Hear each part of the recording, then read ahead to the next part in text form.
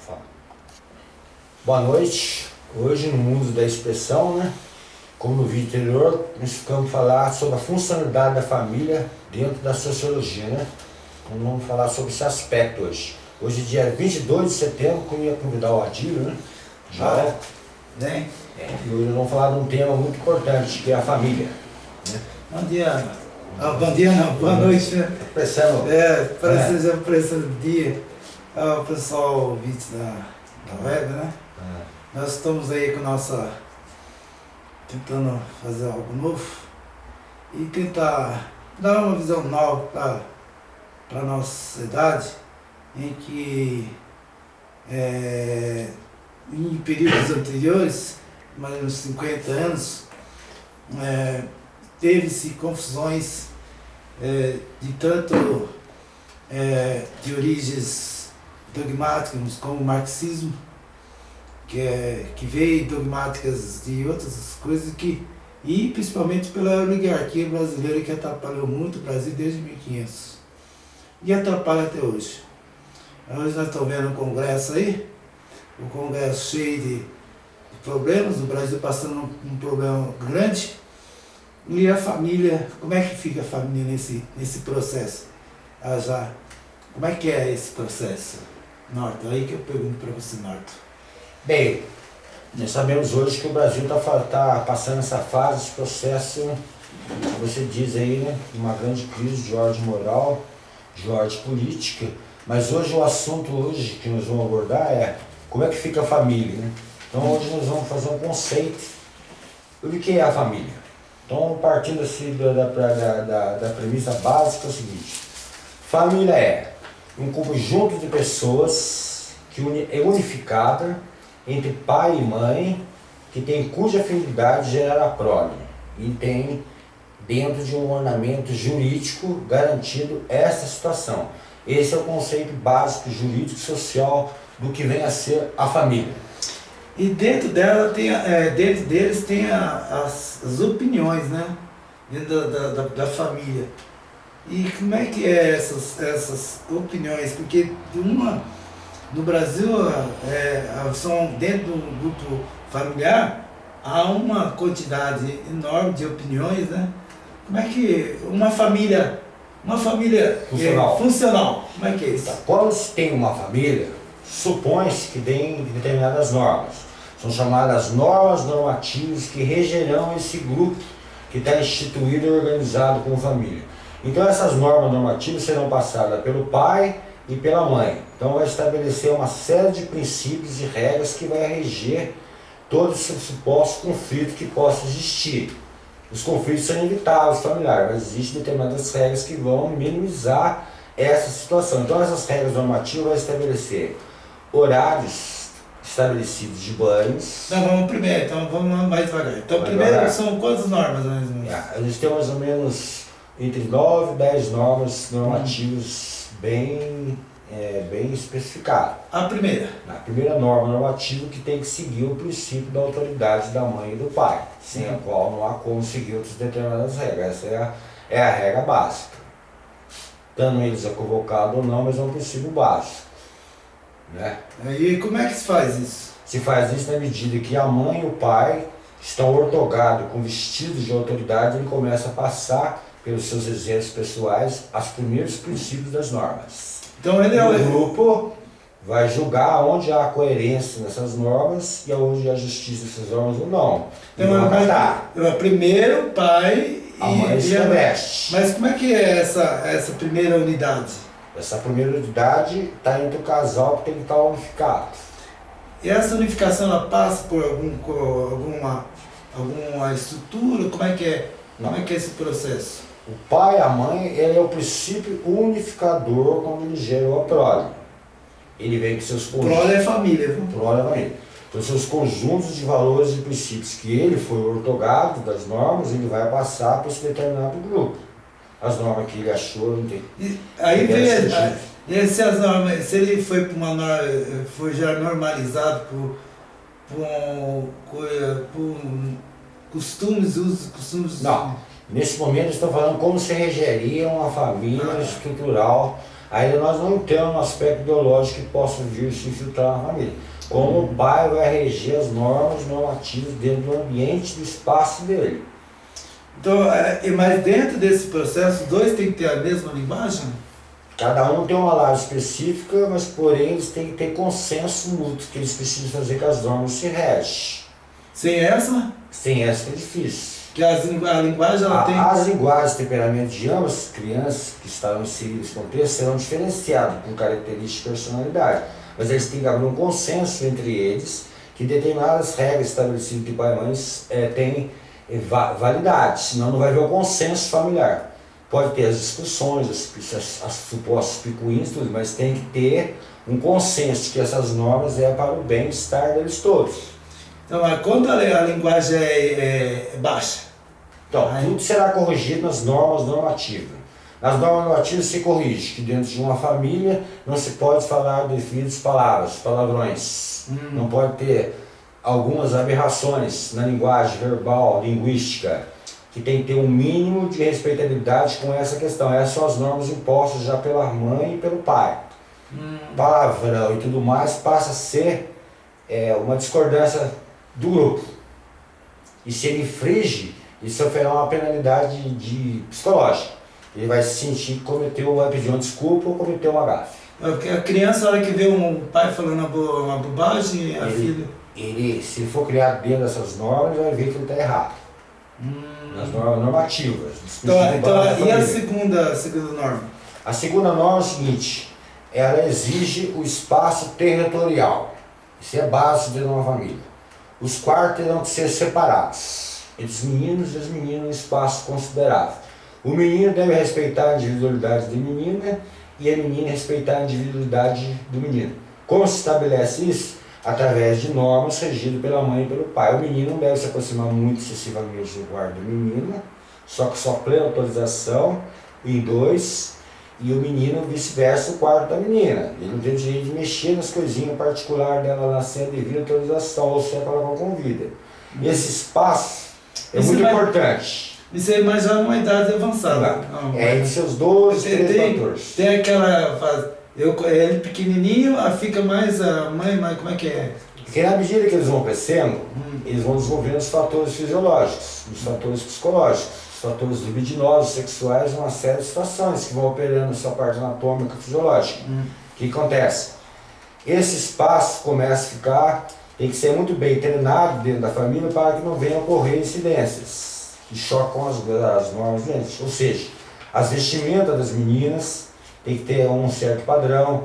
O padrão de sentar também não pode chocar com o devido, você está entendendo? Aqui ó, com o devido grupo, o padrão da vestimenta não pode estar chocando demais com os grupos. Porque como me explica, se uma menina tira a roupa, por exemplo, na frente da... Por exemplo, dentro das normas normativas familiares, os espaços muito bem delineados, muito bem estabelecidos. Começando pelo princípio, então o brasileiro, primeira coisa, as casas são feitas, quando iniciou, as casas têm que ser o quê então? Colocando em termos, porque o povo brasileiro, como é que fazer? Eles não têm uma casa deste modelo? Não. Nós estamos falando do princípio educacional, como seria regido verdadeiramente as normas normativas. Quando nós colocamos no caso específico brasileiro, nós estamos falando aqui que ele tem diversas estratificações sociais que com certeza no nível de informação não há possível de praticar esses determinados padrões educacionais que nós estamos conversando aqui. Algumas famílias somente, mais ou menos, conseguem se aproximar do ideal. Você está entendendo? Não estou falando todos, estou falando o princípio sociológico básico familiar. Por exemplo, a menina tem que estar no seu quarto, certo? No seu devido quarto. As vestimentas dela tem que estar adequadas. Os meninos observarem que ela está certo com uma certa adequação. Se ela estiver sem compostura, sem nada, uma série de fatores de ordem psicológica e libidinosa sexual pode ocorrer no ambiente que tem incidências. A visualização, a forma que senta, uma série de coisas, ele vai achando uma série de normalidade em tudo. E a aproximação da criança com a menina vai ficar muito forte. A tendência é a respeitabilidade dentro da família, o mais possível natural. Isso não é conservadorismo, é uma questão de precaução, no sentido de como contornar incidências grupais para que não venha caso como acontece em outras estratificações sociais, que a gente pode mencionar mais tarde. Mais tarde, né? É. Então, nós não podemos generalizar na vida social essa questão.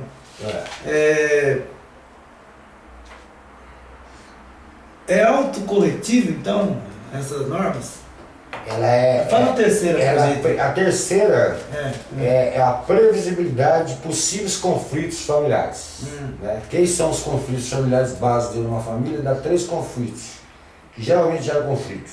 São os horários de tomar banho, e os horários de lazer e os horários de comida. São os 3 horários, geralmente, que são os focos das discussões familiares.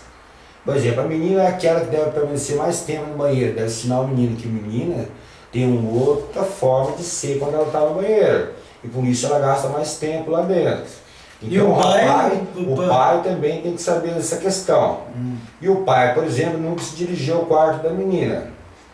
Só a mãe batendo na porta, no caso específico, perguntando se pode ser atendida ou não. Esse é o princípio básico. Pode ser que a menina aquele dia não quer ver a mãe.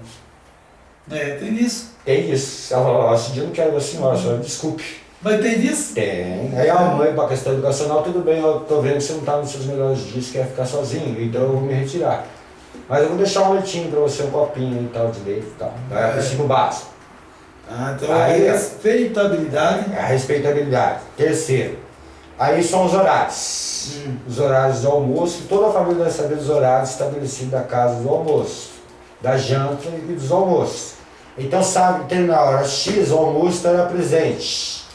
Passou naquela determinada hora, não estará presente.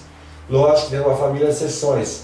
Uma certa circunstância pessoal na sociedade, e chegou tarde e precisa comer. Aí a mãe exatamente já cria um expediente adequado nessa situação. Então os horários têm que ser bem estabelecidos.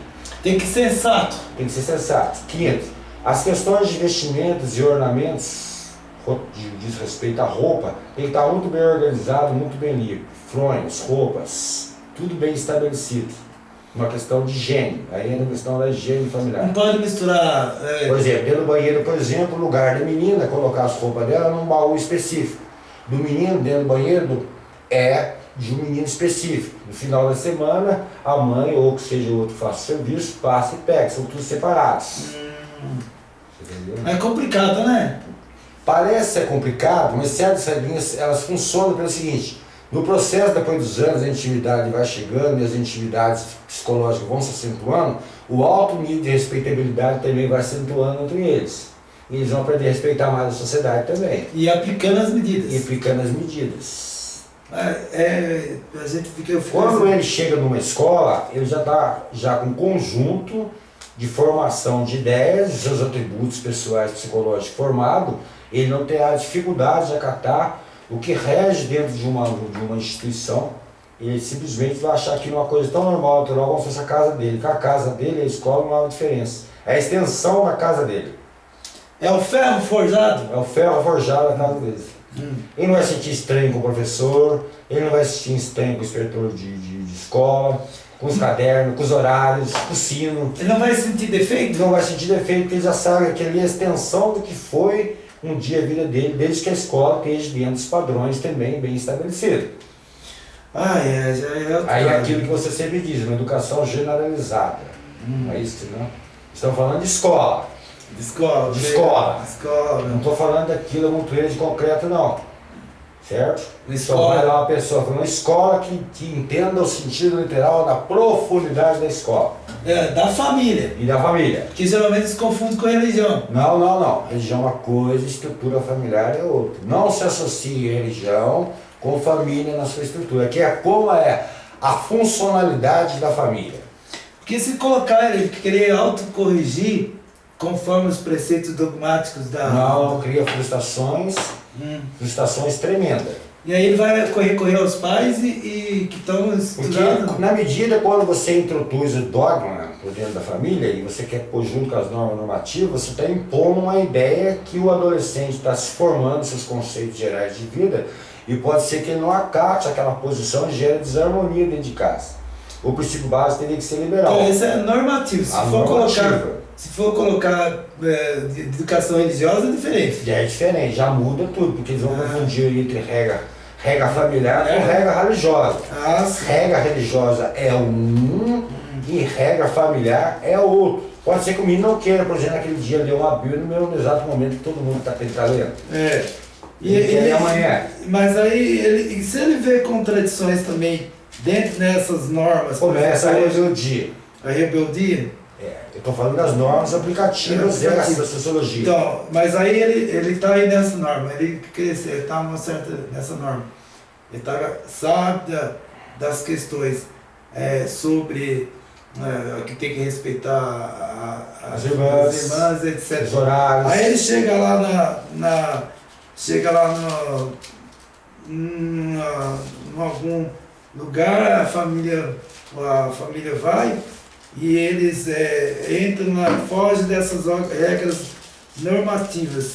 Né? Tem várias citações dentro que fazem modificações que é meio complicado, porque na hora que o sujeito vai para a religião, ele vai pegar 1 Coríntios 3,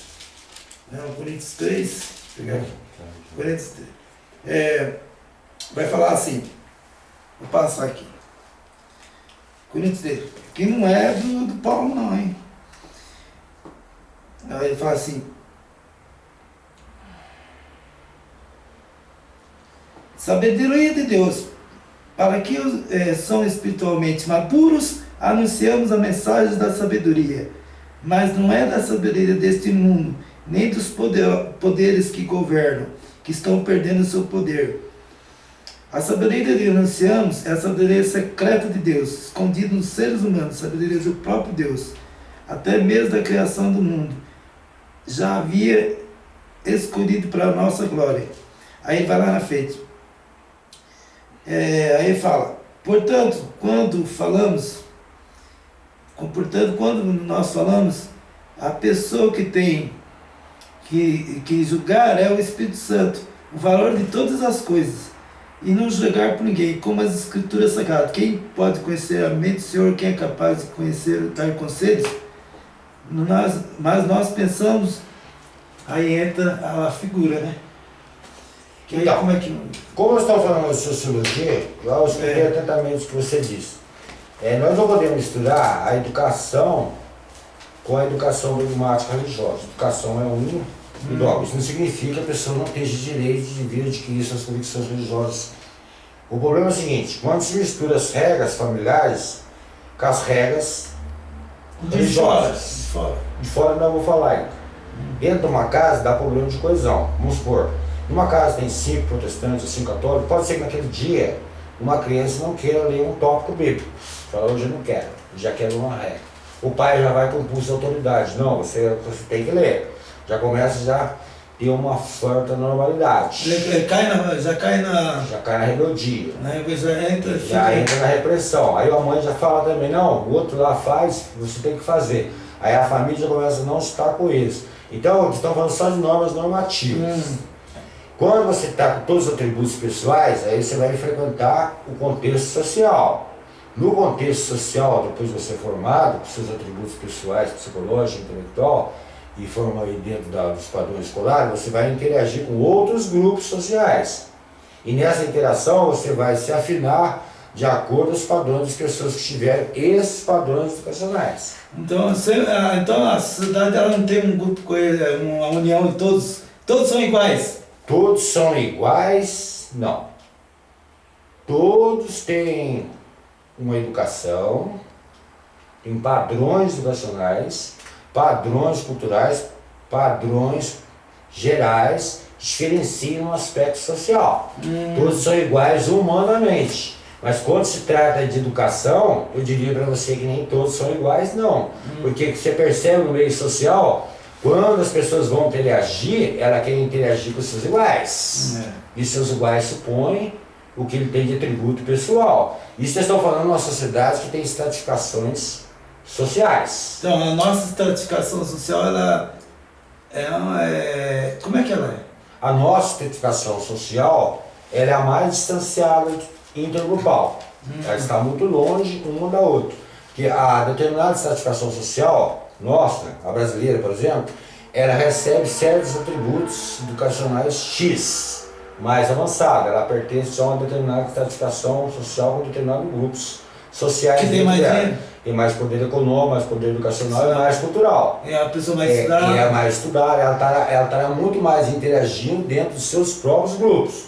A outra estratificação social que não teve os mesmos benesses, ela automaticamente vai se relacionar com as mesmas condições estruturais, psicológicas, emocionais e educacional que ele foi inserido. Mas como é que como é que a família nossa brasileira está? Dado que a base nossa, tanto você no seu vídeo anterior, você foi muito feliz na sua colação, que eu tive a oportunidade de ver, você mostrou o aspecto da base da sociedade brasileira nas suas deficiências e deformações. Você não mostrou? Você mostrou direitinho como foi aquele processo tão difícil que resultou nessa estrutura tão horrível que opera no país. Você mostrou de forma antológica, você conseguiu provar por A mais B que está tudo muito errado aqui dentro numa base.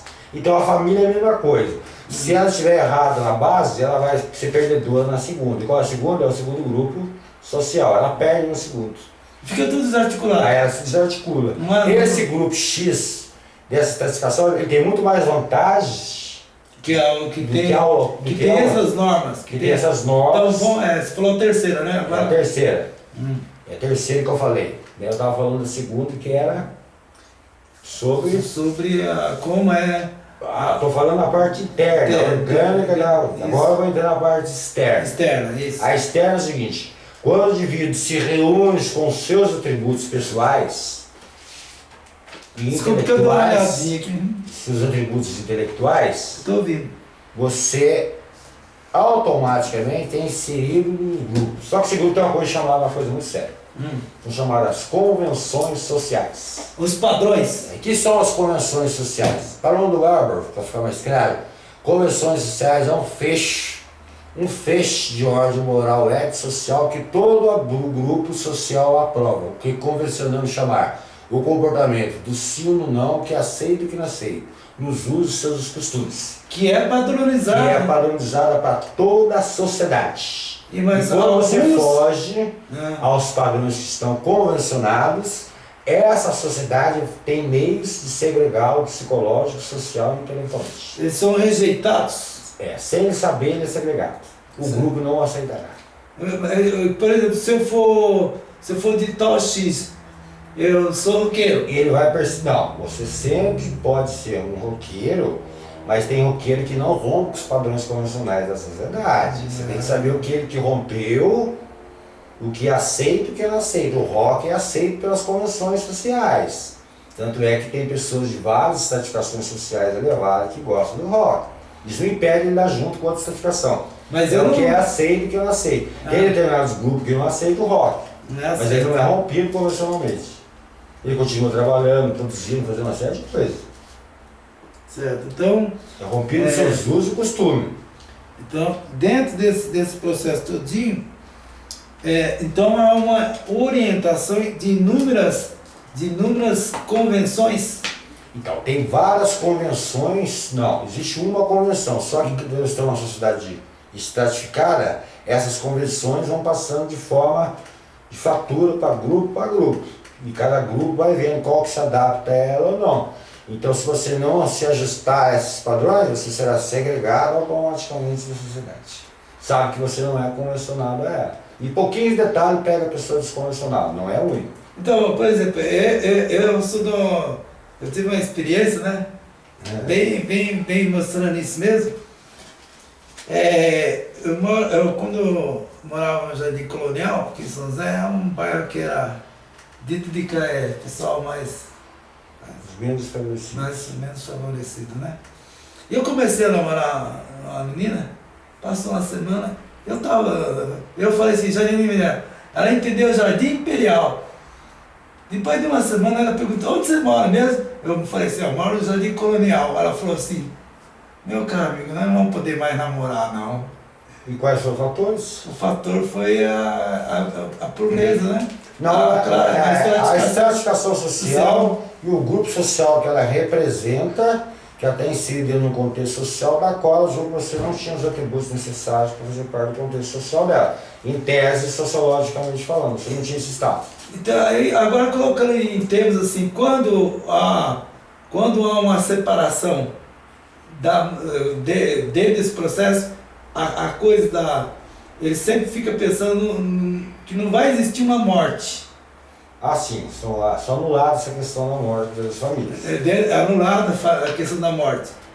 Então, se um marido morre e a mulher fica viva, ou se ela divorcia, como é que fica essa morte? A educação tem que ser da seguinte forma, que um dia os pais, ambos, um dia pode partir, né?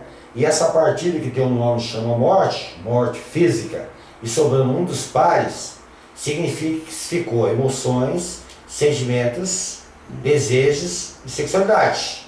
E que os filhos já estarão em determinados patamares de idade, com as suas esposas namorando, e essa pessoa tem que ser treinada para a família, que no futuro a mãe possa também querer exercer uma nova condição social, baseada num novo relacionamento. Mas isso tem que ser ensinado nas normas normativas. Mas agora, se alguém morrer de ambos, que tem plenos poderes físicos. Se vê muito aí hoje que as mulheres, com o padrão educacional que está tendo no Brasil, as mulheres estudaram mais, estão ganhando a parte mais status, né? Status, mais elevados. Ela não consegue achar atributos no outro que mais baixo, porque é de estratificação inferior. Como é que é essa...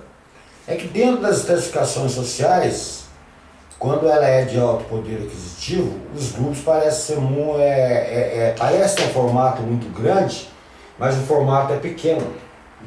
Ele é pequeno o formato.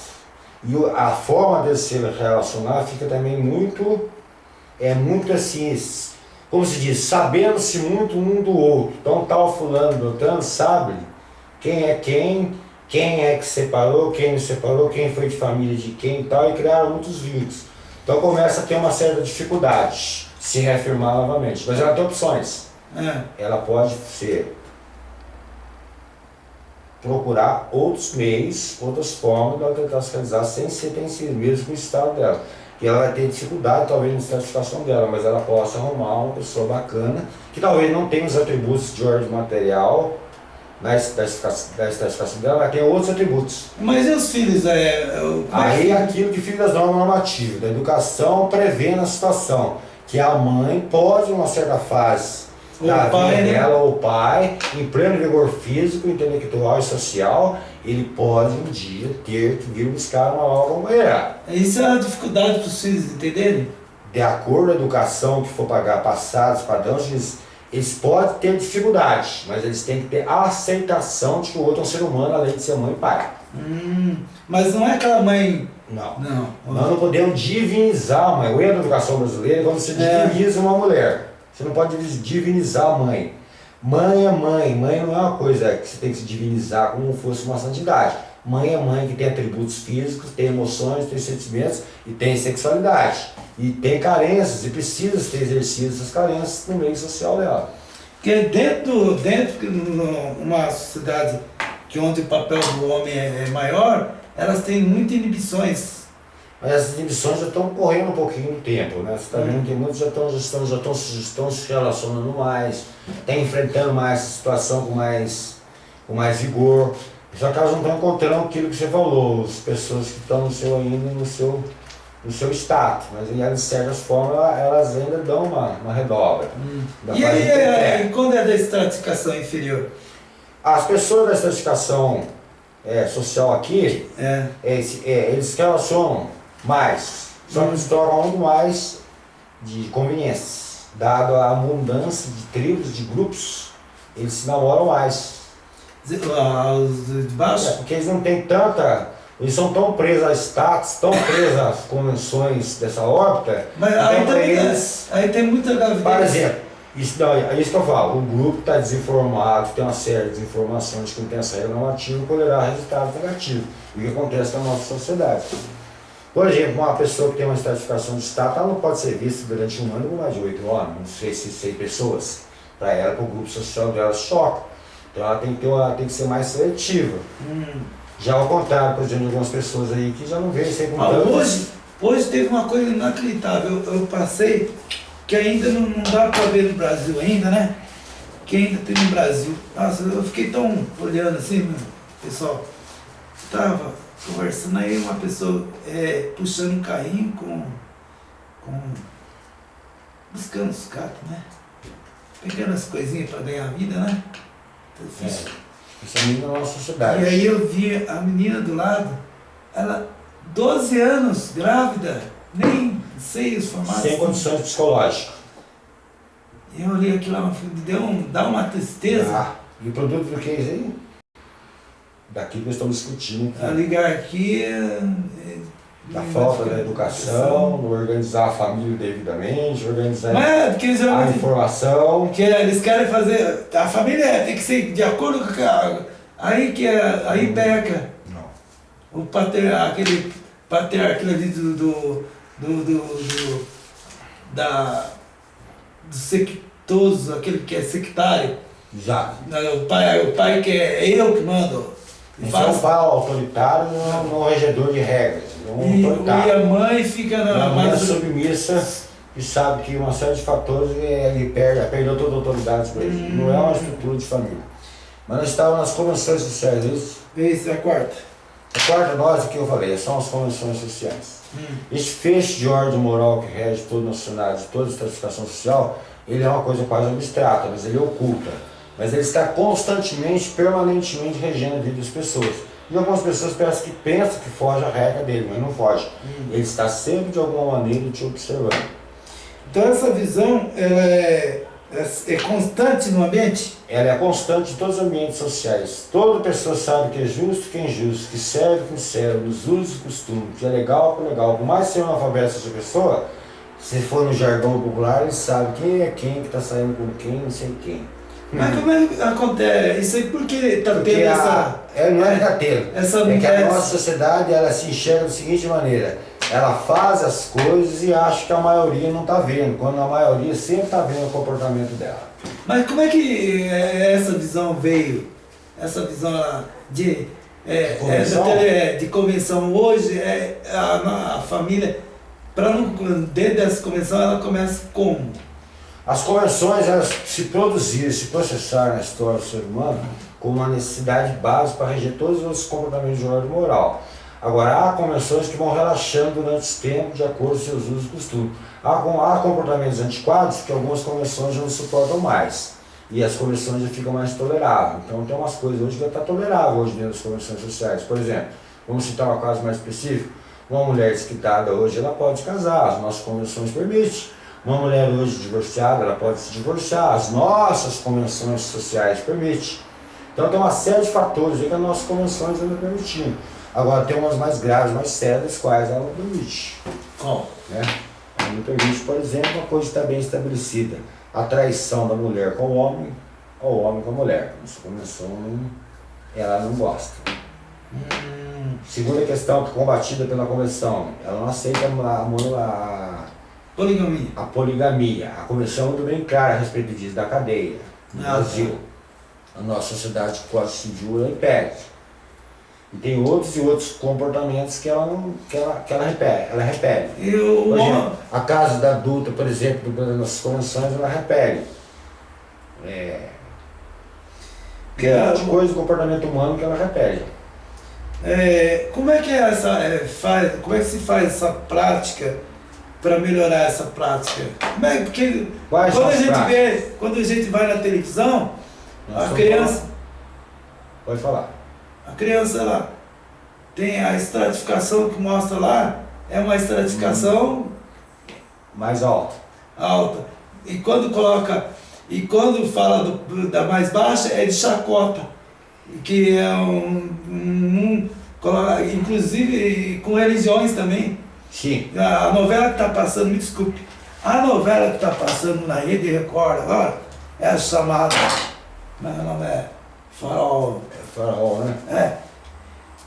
Eu estive vendo, tão desvirtuando completamente a cultura egípcia, se eu fosse o cônsul egípcio ou se eu fosse o presidente egípcio, eu teria já feito pela Constituição brasileira. Não se pode fazer o etnocentrismo, desvalorizar uma cultura. E a TV Record, com Edir Macedo, fazendo essa novela, desvirtuando todo o processo, fazendo uma malvadeza com o povo egípcio.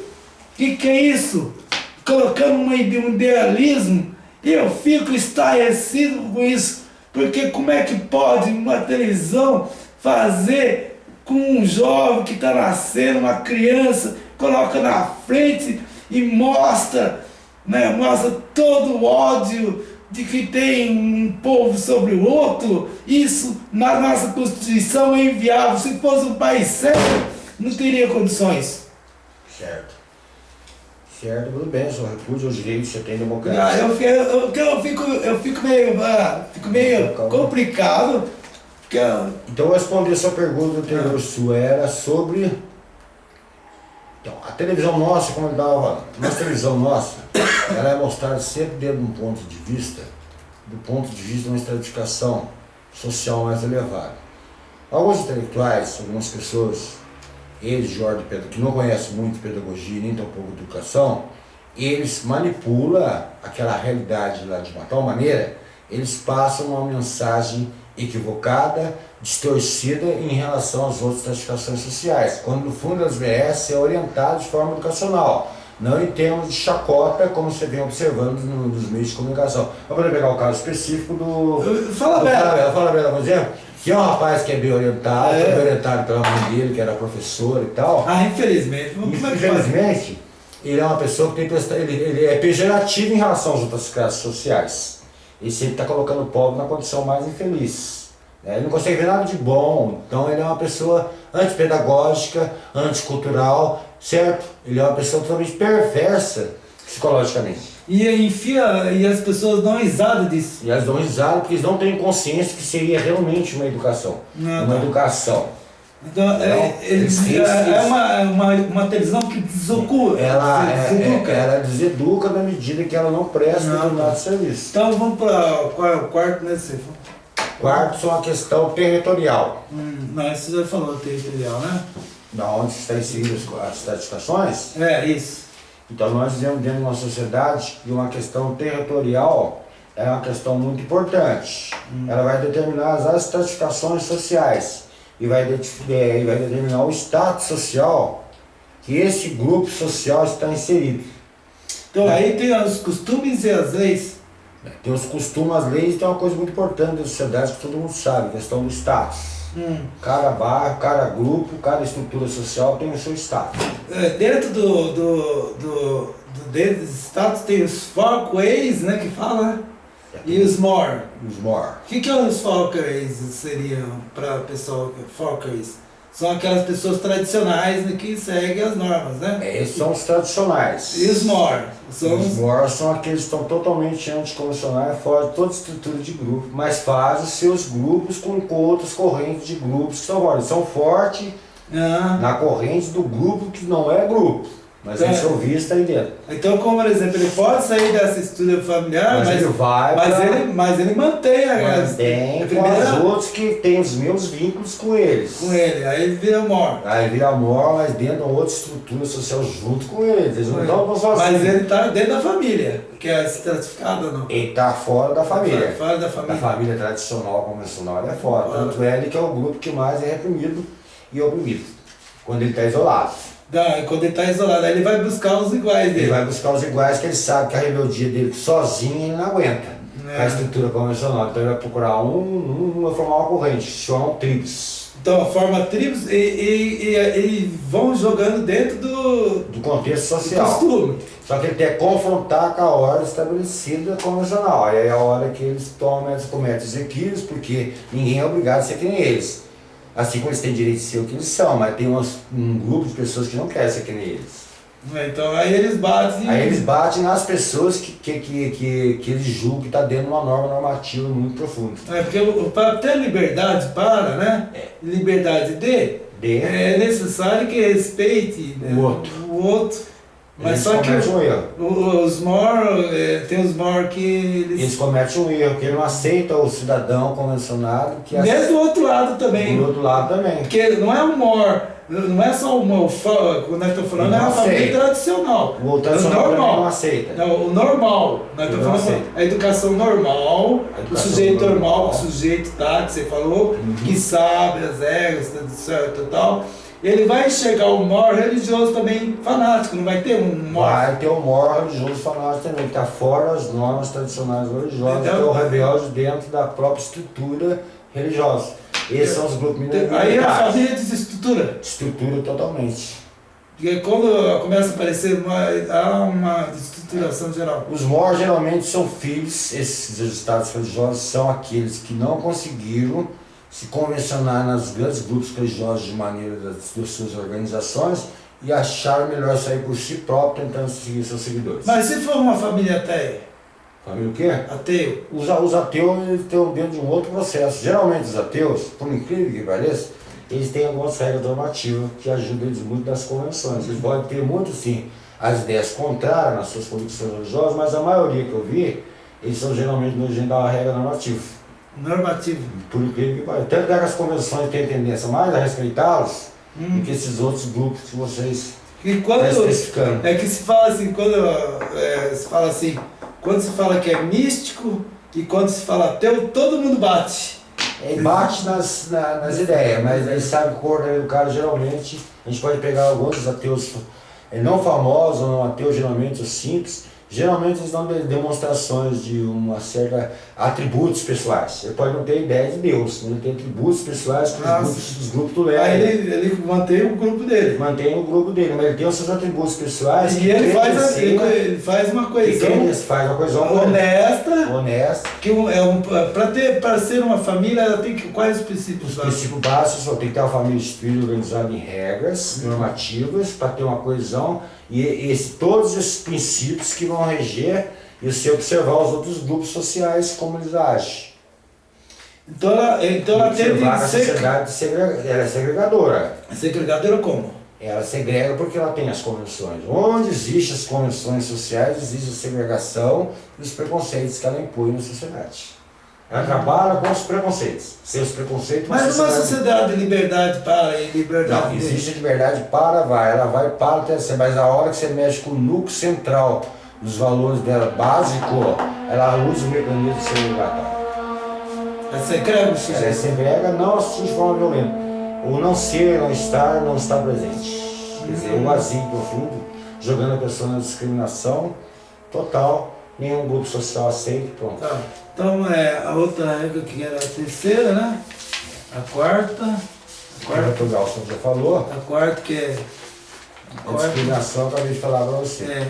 Sobre a interação, a segregação social, já falei para você. Quarta, segregação, aí a quinta, né? A ideologia educacional. Então, aí vamos na ideologia educacional. Então, quando nós, na nossa sociedade, como eu mostrei no vídeo anterior, a igreja que veio daqui para cá foi uma igreja que já veio dogmatizada, já veio, colocou cacique, criou as aldeias, formou o conceito e ficou até 1940, depois até 1960 começou a modificar, 70 modificou mais ainda, hoje modificou mais ainda. Hoje nós estamos aí numa crise uma crise que eles, tanto a oligarquia como esse processo todo de... Inclusive o Papa foi falar com o presidente lá, o Wara, ele foi trocar ideias de como pode fazer uma política, ele não foi como chefe da igreja fazer, tanto que não tem projeção nos Estados Unidos da igreja católica, né? Ele foi lá só para conversar a pauta, quem pode ser os possíveis governantes do país. É que a igreja ela anda preocupada, que a nossa família, como um todo geral aqui, ela está totalmente estruturada. Né? Aqui o Estado brasileiro ele abandonou a família de tal forma que estruturou e agora para estruturar ela está difícil. A casa, né? O fundamental numa família é a casa. Como nossos pais nunca teve uma política educacional, uma política educacional decente que resolvesse essa questão básica da família, é um dos quesitos que falhou. Quando eles fazem estado. casa, desculpe, quando fazem casa é pequenininha, sem divisão, sem nada, e há divisão, possibilidade de surgir altas promiscuidades sexuais, altas patologias doentias e tudo mais. O e a fome que está passando. Mais a fome e tudo mais. O Estado brasileiro não resolveu os quesitos básicos da família. Então, como não resolveu o quesito básico da família, que é a casa, não se dá para falar em educação de novas regras normativas. A pessoa ela vai. Você tem aí. Eu estive passando. Quando você coloca propriedade social na Constituição brasileira, não dá para entender a especulação imobiliária em torno das grandes cidades. Olha, você tem lugares que dá para fazer uma habitação de qualidade de vida, que tenha uma churrasqueria, né? É necessário, né? Um ambiente onde saudável, onde a pessoa possa. Vira aquelas casinhas de pombo, que eu falo, né? Desculpa a expressão, gente, mas infelizmente a nossa política habitacional é essa. Não dá tem uma família que tem 5 pessoas, tem que ter 4 quartos um casal e 3 para os filhos. E como é que vai colocar 5 filhos dentro de um quarto só? O nível de informação pesa muito, geralmente tem 6, 8, tudo relacionado à informação. E quando traz ainda parente de fora, aí que fica perigoso. Então a família brasileira é estruturada, desajustada e problemática para as políticas econômicas nos últimos anos aqui, desestruturou mais. O que você tem mais aí? Eu vou falar agora sobre a interação social, os atributos do indivíduo depois de constituído e organizado seus atributos, como ele vai reagir ao meio social dele com esses atributos. E como é que é essas reações? Então, o indivíduo depois que passou por esse processo, essas regras normativas, que ele está crescido já emocional, psicológico, educacional, cultural, ele vai ter uma coisa fundamental chamada interação. Essa interação social é onde que ele vai realizar as suas profundas afeições emocionais, psicológicas e sexuais. Então ele tem que estar com seus grupos afins, né? Os seus iguais, para que dentro desse grupo dos seus iguais ele possa conjugar os fatores que ele aprendeu. Mas no caso de uma sociedade tão desigual brasileira? Ela é desigual sim, na base, aqui embaixo, mas na estrutura social mais um pouquinho elevada, dados seus padrões de consumo, padrões de valores, eles se encontram mais também. Os animais estão numa estratificação que eles se encontram mais, eles participam mais, eles convivem mais. E como é que fica a base? Por exemplo, se você for, por exemplo, para Guarujá, determinada época do ano, você vai ver que tem determinada estratificação social hípica que frequenta lá. Mas então precisa de dinheiro sempre, então? Nós temos uma cidade, quando eu falo estratificação social, eu não quero entrar no meio do capitalismo, eu sou uma cidade capitalista. E ela faz uma regência de estratificação social. Eu não quero entrar no jargão marxista. Eu estou analisando sociologicamente.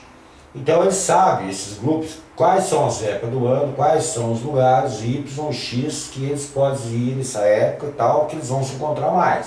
Se você for, por exemplo, em Ipanema agora, após o Carnaval, no Rio de Janeiro, você vai encontrar a estratificação social mais elevada. Na praia do Ipanema, que é a mais democratizada Copacabana. E as estruturas sociais do Rio sabem onde se encontram, esses grupos afins. Então a mesma coisa em São Paulo. Essas estruturas sabem quais são os seus ambientes normativos que eles vão estar nos seus ambientes. Se conhecem pelos seus símbolos, se conhecem pela sua posição econômica, se conhecem pelas vestimentas, conhecem pelos seus padrões alimentares, seus padrões de consumo, pelas suas belezas, que são muito bem ostentadas, são mais bem tratados e tudo mais, eles conhecem. Então há uma desaprovação e aprovação. Se o cara tiver dinheiro, se o cara tiver dinheiro, mesmo tendo dinheiro, e no caso ele não ter essa cultura, ele vai ser percebido? Há uma questão aqui no Brasil que eu sempre falo e combato, inclusive eu tenho algumas pessoas no meu trabalho, ele fala que onde tem dinheiro eu entro. Não. É o seguinte, aonde você tem dinheiro, você entra sendo tolerável. Isso significa que você está sendo aceito. O dinheiro, como dizem as pessoas, ele não gosta de levar desaforo para casa. O dinheiro faz você ser tolerado, mas não significa que você está sendo amado. Ser amado é uma coisa, pelas suas complicações de tributo, e ser aceito na outra. Então ele abre as portas assim. Mas as pessoas vão saber automaticamente que você não é inserido no grupo. Mas tem o o elemento econômico. Então, nesse processo, a comunicação é fundamental. É na comunicação que ele vai descobrir isso. Quando você abriu a boca, ele já sabe que o universo que você é. Basta abrir a boca, não precisa muito não, bastou abrir a boca. Ele já sabe qual o meio psicológico e social que você vem. Isso é automático. Por isso que as perguntas sempre são chaves, são básicas. Né? Aqui São José, a primeira pergunta que ele sabe. Aqui já está no jargão, por exemplo. São José pergunta: o que você faz e onde você trabalha? Ele quer saber qual que você é. Se você tem profissão ou se você mora, qual caso você mora. E no Rio de Janeiro? Qual bairro? E no Rio de Janeiro já é uma outra questão. De qual estado você veio? De que estado você veio? Que daí vai tratar você de acordo com o estado que você veio. Você fala, Se você, por exemplo, for determinada satisfação que ele sabe que gosta deles, não tratar bem. Se é uma estrutura que tem os preconceitos, ele vai tratar de outra maneira. Então, vamos lá, voltando para a família. Família. Quando você fala nessa ideologia, você tem o status e o papel, né? Exatamente. A família como um todo, quando ela tem uma ideologia baseada na educação, geralmente, para chegar numa universidade, ela estimula uma certa ideologia. O papo reinante do dia a dia, o tudo que se conversa está girando em torno de uma ideologia. Que você sente, ao angariar os estudos, você é uma pessoa que não vai angariar o status e os merecimentos dos bens materiais da sociedade. Você com certeza não terá bom emprego, com certeza não terá um bom carro, com certeza não terá uma boa namorada, você não vai ter uma série de fatores contrários a você. Então a ideologia já começa a reinar que ele precisa estudar, ele precisa ser alguma pessoa, porque senão ele vai gozar os benefícios da sociedade. Mas aí você me pegou. Essa é a ideologia. Essa me pegou. Que é o seguinte, porque sabe como é que o professor é? Tá, eu tava uma vez, eu vou falar só uma coisa, sabe? Um governador que é lógico. Não, estou mudando o assunto um pouquinho, né? Pra ficar mais. Então o cara, a pessoa chegou, eu sabia que ele era ser candidato a governador. Aí eu falei assim, olha, estava uma lanchonete lá, ele estava indo lá para o trabalho, eu olhei para a balconista, foi minha aluna. Aí ela falou, ô professor, eu falei assim, não fala que sou professor, que já estou com vergonha, porque eu ganho tão pouco. Eu falei bem alto para ele ouvir, né? Eu já falei assim, eu ganho tão pouco. Então, de acordo com, depois nós vamos falar da educação, nós vamos falar mais sobre isso. Tá. Então é o seguinte, as estratificações sociais, elas possuem um elemento muito importante, que é chamado status. Quanto mais status tem um bairro, mais status, mais poder, força no campo político ela terá. A classe média, ela frequenta... A classe média é jargão marxista, cuidado. As classes de estratificação... A classe de status tem estratificação econômica mais avantajada? Que só para desculpa para você, que teve que copiou, não tem prova, mas saiu a matéria na Veja que tem um vídeo que fala sobre isso. Né?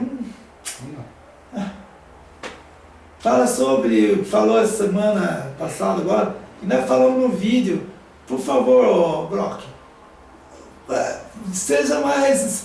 O Marx era judeu também, rapaz. Ele era judeu. Só isso. Certo. Você pode ver, por exemplo, o nosso ambiente televisivo, o nosso ambiente comunicativo, é um ambiente que frequenta mais estratificação de ordem econômica de classe média. Eles impõem então o ponto de vista deles, porque eles têm mais status. O certo seria todos os setores, de alguma maneira instituído e organizado institucional, representar um pouco a televisão, mas não representa. Então fica difícil para debater todos os assuntos, toda a problemática, né? Por mais bem intencionado que algum deles seja, que eu sei que tem gente bem intencionada no meio deles. Que os jornalistas geralmente eles têm os atributos, só que quando vão lançar e veio o chefe da empresa e fala, não, isso aí não pode, vamos fazer uma modificação, tal. Não discute os assuntos importantes. Mas nesse, eu vi na vez, eles falaram que Marcos atrasou. Não. Se não fosse ele não mostrava toda a parte. Houve conquistas, né? Houve conquistas, sim. E coloca ele como uma pessoa, mas esquece que o Brock, a editora Abril, ela é judia. Então, e falar de um judeu é uma coisa meio complicado, né? É muito complicado.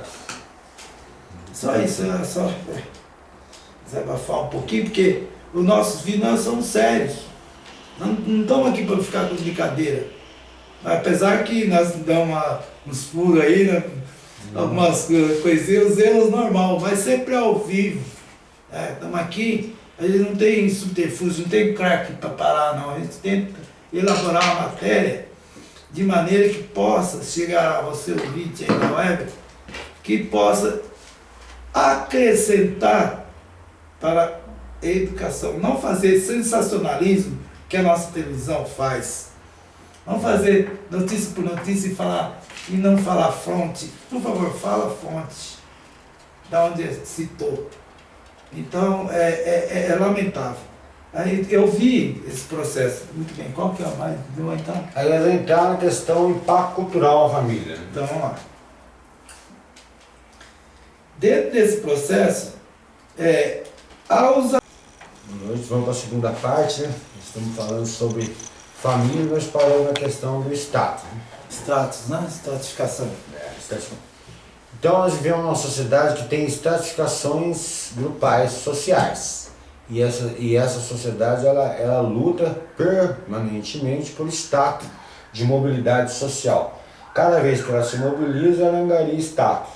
Então a tendência da sociedade organizada e estratificada é sempre estar se mobilizando em torno do status social. E o status social vai conferir para ele uma série de atributos pessoais. Isso aí faz categorias sociais? Faz. Existem categorias de grupos estatuados e não grupos estatuados, tanto individual como coletivo. Como é isso? Por exemplo, às vezes o indivíduo sozinho ele tem um status X. Mas tem outros da mesma categoria dele que tem o mesmo status dele. Quando ele se reorganiza em torno do mesmo do material humano que são eles são um grupo de status. Então, o grupo de status hoje maior que tem no Brasil é o oligarca? O maior grupo que tem no Brasil aqui, atualmente, de status, é os grupos oligarcas políticos. Eles estão fora do normal, fora do comum. Eles estão fazendo o que estão fazendo? Eles estão aproveitando desse status conferido historicamente para eles, fazendo uma política perversa, uma política de padrão do mais baixo nível que, em termos familiares, em termos educacionais, se angariando de toda essa concepção estatuária que foi conferida. E é essa vergonha nacional que está tendo. Então já é proveniente disso tudo, que não conseguem mexê-los nem tocá-los neles porque eles têm um status que envolve família, propriedade e tradição. O status deles fica mais forte, que envolve família, tradição. E embaixo, por exemplo, dessa estratificação não consegue mexer com esse status. Por esse mecanismo político atual, não. Talvez um outro. Início também é econômico também. E a parte econômica fica com esse status social. E eles ficam com domínio? Domínio político, social e econômico sobre toda a sociedade. Ah, tá, então tá. Então, voltando para a parte de sequência, né? É o escoamento que emocional. Nós falou primeiro da família. A família, eu falei da ideologia familiar, eu falei das convenções, dos atributos da família, eu falei da interação familiar que essa família faz no contexto social. Se ela for mal inteirada. Se ela for mal... Que nem está acontecendo agora. Aqui no Brasil está um problema grave nessa questão. Questão do status, agora nós vamos entrar numa parte chamada de escoamento emocional e depois medicina. Então, o que é o escoamento emocional? Escoamento emocional, tradicionalmente falando, seria o seguinte: uma família que está dentro das regras normativas, geralmente tem algumas divergências. Certo. Seja do caçula ou mais velho, seja lá quem for. A tendência dessa criança, quando ela se sente um pouquinho tolhida ou reprimida pelo pai, ele automaticamente tem a tendência de procurar a mãe. Aí surge o consolo. Alguém tem que dar o consolo. E a criança nunca pode ficar sem consolo. Sim. Cabe à mãe nessa hora dar o devido consolo, mas ao mesmo tempo não descaracterizar o pai como autoridade, mas mostrar qual foi o erro dele. Não aquela mãe apaziguadora que passa a mão na cabeça, é aquela que dá o consolo, mas mostra dentro desse consolo aonde estão as falhas dele para ele aprender. Aí chama escoamento emocional. E quando a menina é a mesma coisa.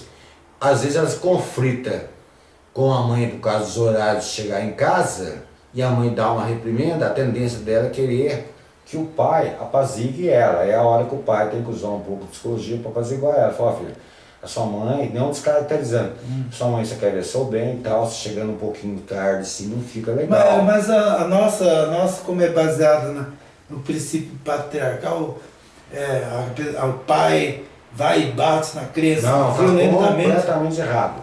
Nós estamos falando em princípios e normas educacionais que pode criar um ser humano ajustado. Ajustado. Nós não estamos falando das aberrações educacionais. Quando educacionais. aparecem essas aberrações? Essa Por exemplo, só para ter uma ideia, não é só no Brasil. Mas o Brasil é ruim. O negócio aqui no caso. que você tem que saber quem coloca dentro de casa. Você tem que saber as pessoas que vão entrar dentro da casa sua. Em outros países são mais camuflados. Por exemplo, na Noruega aconteceu aquele caso do cara que ficou 12 anos com a mulher lá. Mas estatisticamente ele faz parte de uma minoria muito pequena. Aqui no Brasil é exagerado? Não, aqui passa os padrões normais internacionais. Ah, tá. Entendeu? Lá é um caso isolado, não pode se julgar toda uma sociedade lá baseada lá num caso, num fato. Lá é uma questão factual.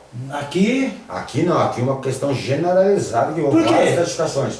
Porque é o seguinte, os fatores das outras estratificações sociais têm regras não normativas que permitem várias pessoas frequentar suas casas, não tem horários estabelecidos, qualquer pessoa de casa vem tomar um cafezinho em sua casa.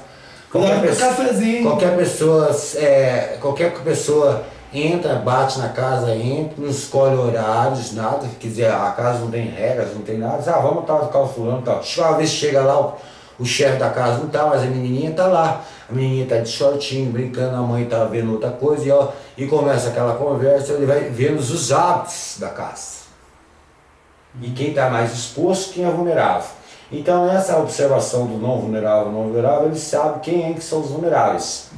Então esse entra e sai, que eu não estou generalizando, mas a estatística demonstra que é através disso que surge uma série de patologias.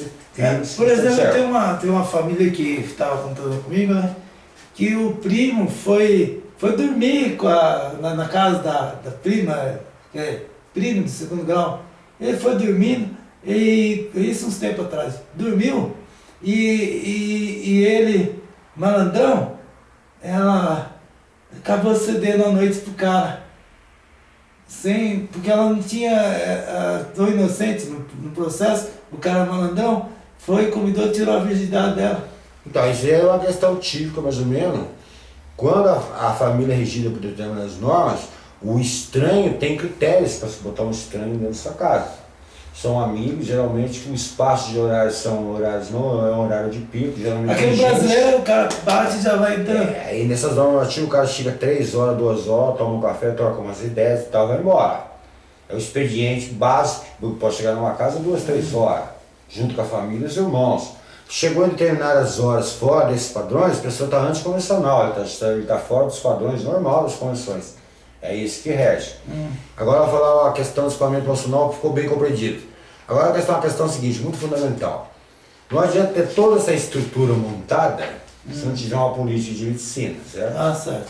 E aí? Aí é o seguinte, essa estrutura tendo toda dentro dessa normalização, ele vai contar com um fator que chama-se medicina. Todos dentro de uma casa precisam de medicina. E a medicina ela começa pela mesa? E ela começa pela mesa de uma mesa farta. E o brasileiro tem isso? Não, estamos falando de pessoas... Tá tendo isso aqui? Não, estamos falando de pessoas que estão dentro desses padrões que deveriam ser para todos, mas que infelizmente não há possibilidade. Você conhece a política, né? Eu conheço a política social econômica que foi mudada. Para mim, todos deveriam estar dentro desses padrões. Como não estão nesses padrões, cria-se vários problemas que uma outra hora nós vamos abordar mais. O oposto disso aqui nós vamos ser abordados. O que acontece? Aí o que acontece? A medicina é o braço direito de uma boa educação. Para se ter uns bons dentes, precisa de um bom dentista, certo? Essas famílias que têm essas normas normativas, geralmente já têm os horários estabelecidos com o dentista. Os problemas que surgem de forma fisiológica tal na pessoa, ele já tem seu médico, seu clínico. Então a família e a medicina e a odontologia tem que estar de braços andando. E a comida. E a comida. Se a criança tem problema de uma percepção muito rápida, de velocidade de certas coisas, chama interativa, não é? Tem que ser tratado. Então precisa a medicina estar sempre de braço junto com a família. E a nossa medicina? Não, quando nós falamos de medicina, aqui no Brasil nós estamos falando dos grupos privilegiados. Ah, tá. Certo? Nós não estamos falando da maioria. A maioria do Brasil não tem nada. Ela não tem esse princípio básico aqui. Ela não tem esse princípio básico que deveria ser orientado até pela televisão nossa. Nós estamos falando de alguns grupos que conseguem mais ou menos ainda colocar essa coesão aqui. Porque mostra na televisão que tá tudo bem. Não. A televisão ela mostra um mundo fantástico, um mundo inexistente. É um mundo que não existe. Por exemplo, você pegar uma Ana Braga, por exemplo, ela passa 3 horas da manhã, cedo, com o pano para falar em bolo. Bolo, Quando ela poderia dar esses 3 horas. Mas esse bolo, todo, com aquele tudo instrumento que tem lá, Os ingredientes dela com outro tipo de classe social. Não é para a maioria, é uma classe social que está muito mais bem organizada. Está muito bem estruturada. Então o programa dela e a visão de mundo dela é uma visão equivocada, distorcida.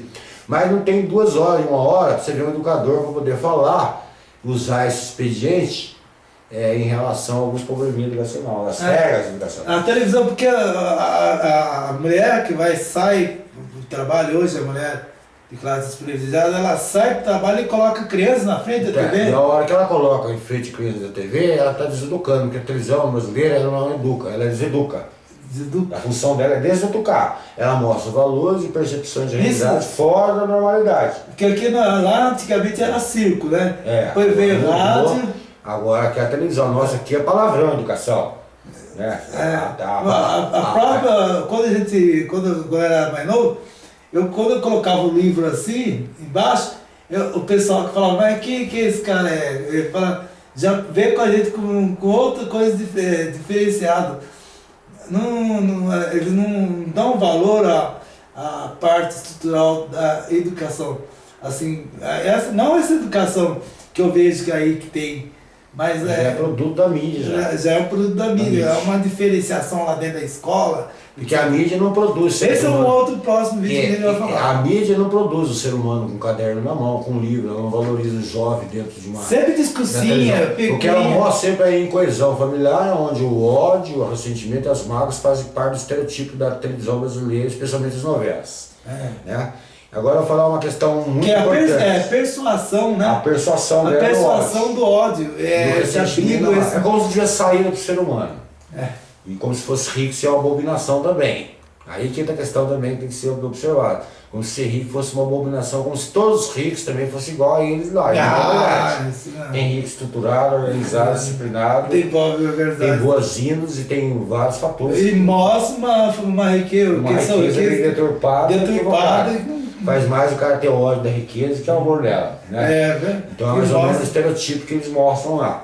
Então a parte mais delicada da questão aí, que nós vamos entrar, que é chamado escoamento amoroso, expediente amoroso. Escoamento amoroso? Lógico. A medicina, eu já falei que a medicina, saúde é o braço direito da família, sem o qual não há possibilidade, nem a alimentação.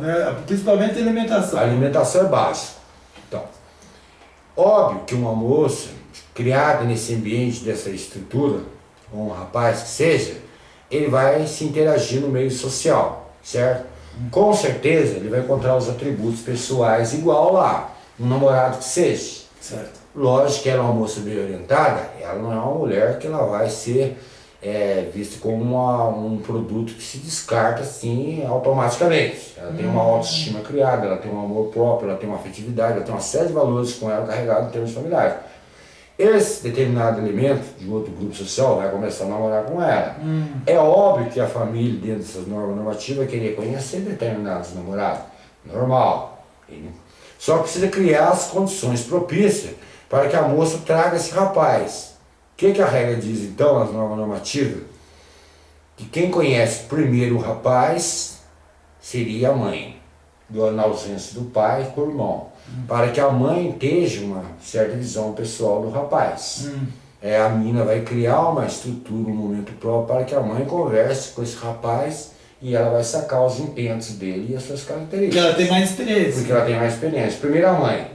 A mãe depois, automaticamente, troca as impressões com o pai. Trocando as impressões com o pai, num futuro próximo, num espaço de tempo, vai criar as condições propícias desse menino trazer, ou talvez no jantar ou não, o menino ou o rapaz, que seja futuro pretendente ou namorado, para o pai conhecer o rapaz. Quando o rapaz já vem conhecer, ele já está mais relaxado um pouco, porque ele já conheceu a mãe, ele já começa um processo de psicológico e de socialização. Não, a mãe é importante nesse fato. A mãe é um fator primordial. Aí como houve uma interação entre a mãe Algumas mães credenciam às vezes o relacionamento e pode ver que e alguns também pode ser que não credenciem na primeira vez. Ela fala, esse aí não é o ideal para você ainda. Porque geralmente que eles colocam na televisão aquele amor romântico, né? Não. Família amor romântico, nós estamos falando agora de estrutura familiar, realmente que se preza os valores familiares e a família e os filhos e as filhas. Porque o amor romântico daquele que parece na televisão. Aquilo são coisas utópicas, fictícias, que não está fora da realidade. Faz todo um contexto. Existe todo um contexto social ritualístico. Então o pai vai conhecer o rapaz, vai trocar umas impressões mais com ele.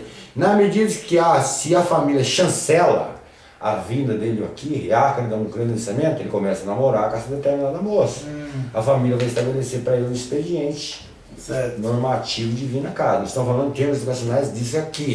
Não estou falando que a regra pode seguir a maioria. Então, nessa aí, ele cria dúvida social com esse sujeito? Não, ele vai ver os atributos pessoais da pessoa e os atributos psicológicos da filha. Se há um ornamento estrutural social que possa, no futuro, a filha dele se interagir com ele e com a família dele. Porque o cara que está namorando, ele vai estar casando também com a família do rapaz.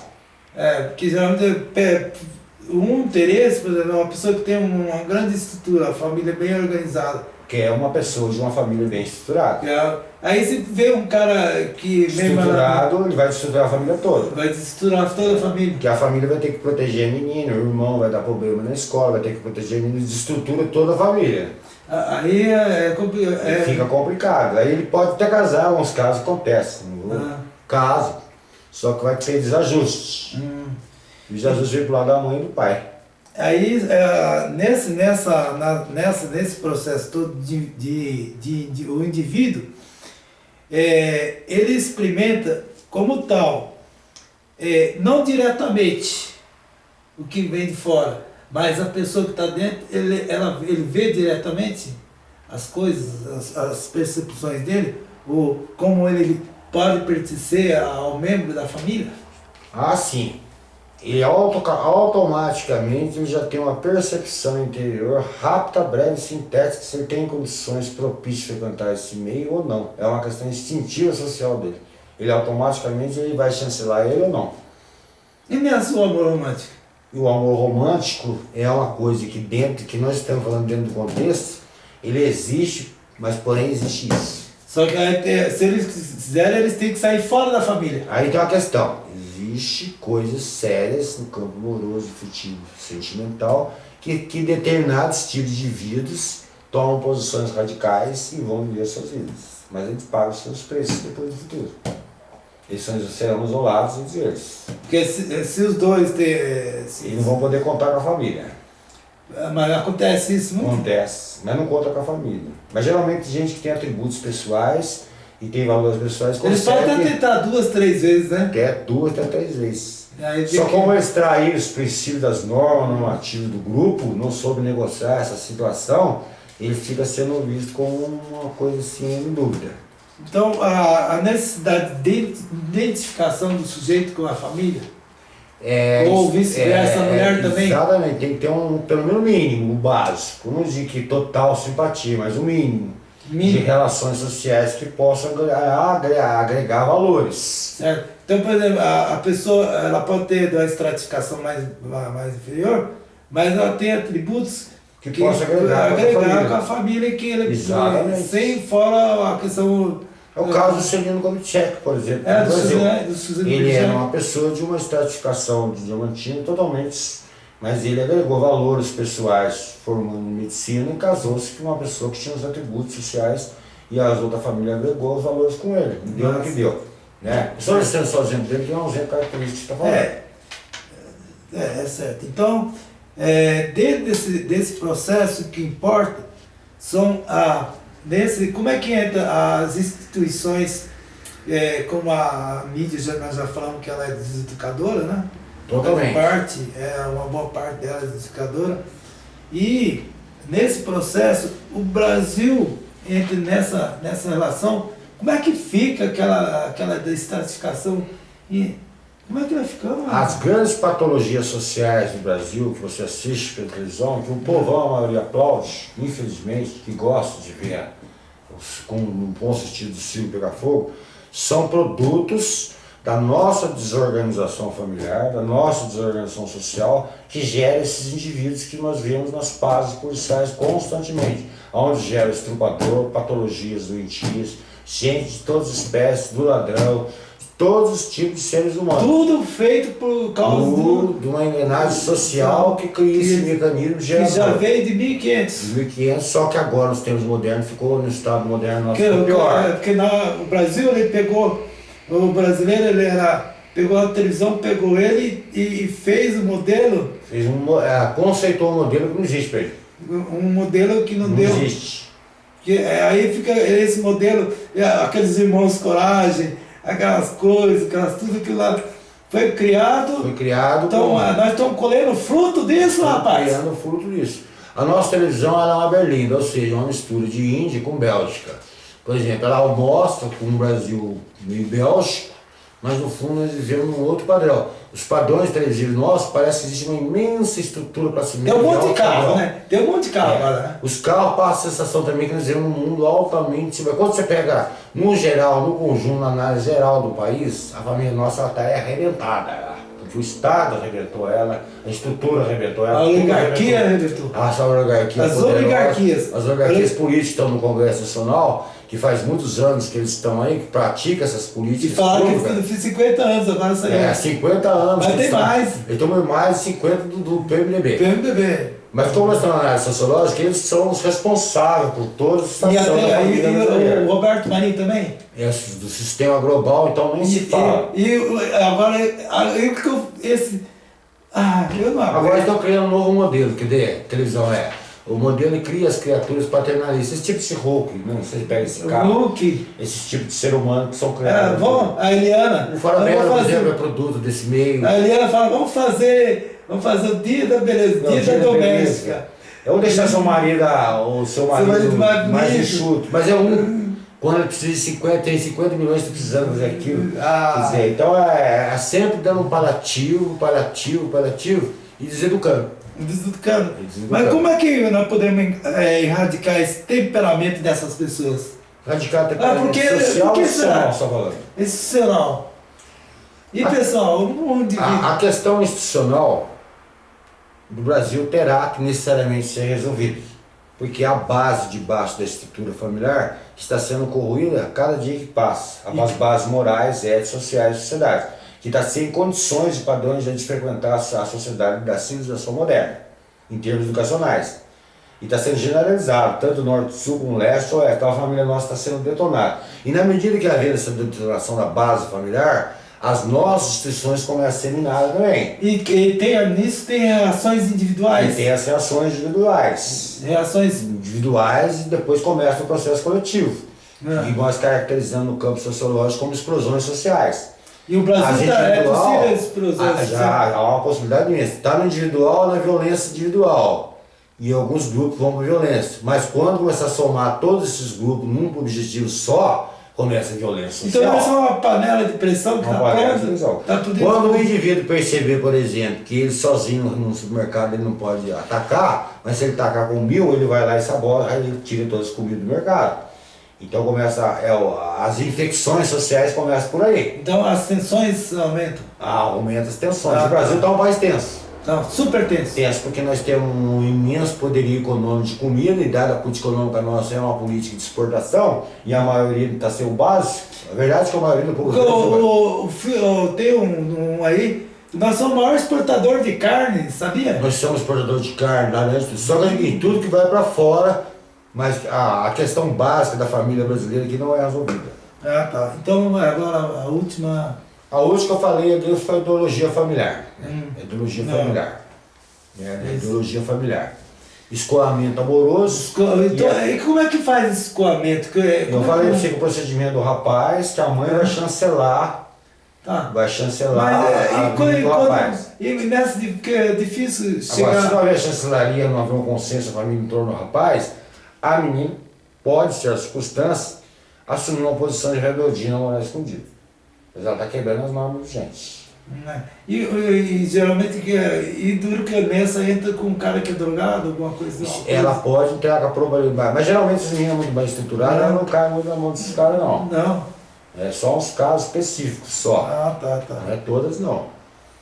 Então, assim, a nossa sociedade está mostrando que a nossa família é totalmente estruturada. estruturada, só alguns grupos Se organizam melhores. E de acordo com o mundo Que ele convive.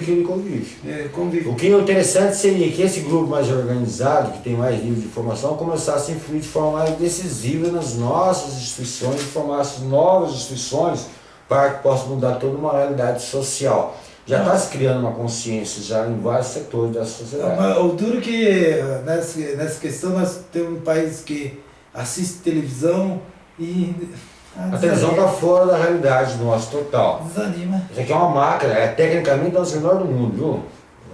Nós temos televisão. Mas você sabia que na Suécia nenhum país passa novela brasileira?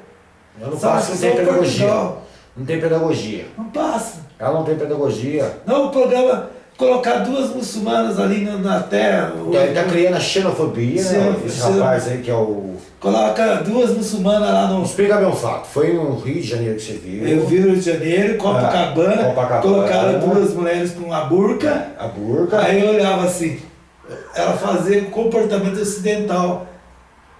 Onde se respeita a cultura do outro e cria xenofobia, ódio estrangeiro. E gozação. Esse aqui é um país sério. Tem que ser um país sério. Respeitar o grupo terceiro é muito importante na formação educacional. Isso que esse rapaz fez, tem um nome, quem é esse rapaz? Eu assisti no Qual canal? Cacete Planeta. Então, essa produção do Cacete Planeta, então manda um recado para eles. Eles estão contra prudente, estão criando xenofobia, ódio estrangeiro e uma característica que não orna bem. Fazendo charges e tal. Se fosse o país pelo mundo, tem já um manual lá que é proibido fazer charges, essas coisas, tudo do país muçulmano. Aqui no Brasil também tem que levantar essa questão, se for possível. É duro, né? Porque você pega... Não pode. Humilha. E eu respeito a cultura alheia. Aí então veio outra coisa também que estão chegando os muçulmanos, né? Eles estão colocando a categoria de Bilal, tem uns... Não vamos generalizar a questão. Bilal é um caso, os muçulmanos são outros. Tem muçulmanos de boa índole, de bom caráter, de bom princípios, questões religiosas boas, uma série de fatores positivos com ele. A Bilal é um caso isolado de uma pessoa que usou o Corão, que tinha uma ideologia, que foi preparado pelos Estados Unidos para ser um determinado agente, se rebelou contra os Estados Unidos, voltou para combater no Afeganistão, foi traído pelos Estados Unidos, tinha certos ressentimentos pessoais com ele, que eu não queria entrar nessa aula política, mas eu tenho que falar. Mas qual o país que, mudando, só para não conflitar mais, né? Qual o país que tem mais tolerância ainda? A tolerância religiosa? Mais a tolerância, a família mais constituída, assim, um exemplo. Sempre os indicadores diz que aonde há o desenvolvimento econômico, os indicadores do DH, social, bem, as questões bem organizadas da sociedade geralmente têm esses padrões educacionais. Está dentro das normas normativas. Então os grupos... São os países escandinavos, são os países... Os Estados Unidos, né? Os Estados Unidos também tem, muito bem organizado. Está bem estruturado dentro dessas regras. Porque eles botam, porque tem muito temperamento. Porque dentro de uma família tem os temperamentos, né? É duro controlar os temperamentos da família. Dentro do temperamento. Mas tem um escoamento. Do escoamento dela. Tem um escoamento que os próprios indivíduos vão se fazendo entre eles. Então eles vão... Ele sabe que o cara tem determinado temperamento, ele procura não tocar assuntos que modificam o seu trabalho, relaciona de forma de... Cria um mecanismo de relacionar ali que não mexe muito com o temperamento dele. Aí mantém a família. Mantém a família mais coesa. Mais coesa. Aí vai...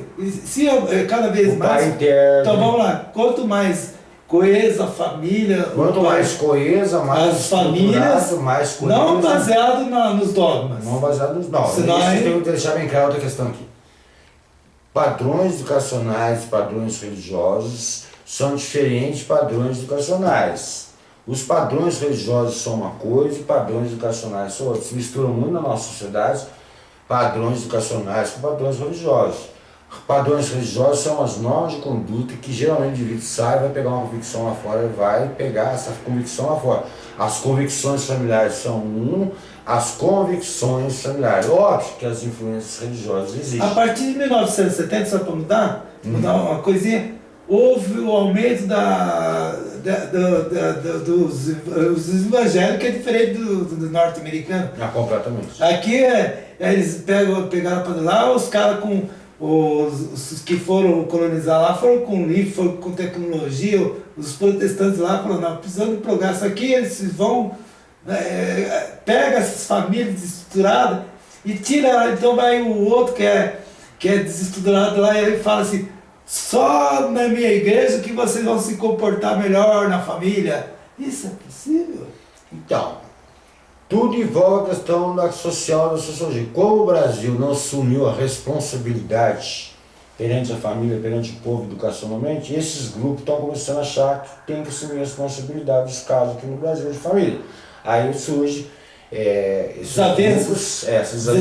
grupos, ele entra com 5 fatores. Eles entram como fator psicológico, que eles acham que pode estruturar o cara psicológico, ele entra com fator emocional, ele entra com vários fatores para estruturar a família, já que o Estado não fez isso, nem a família fez. Então, mas aí ele... Só é obrigado a fazer parte deles. Então, a mãe é católica, aí daqui a pouco ele aparece lá com a coisa e bate na mãe, bate no pai.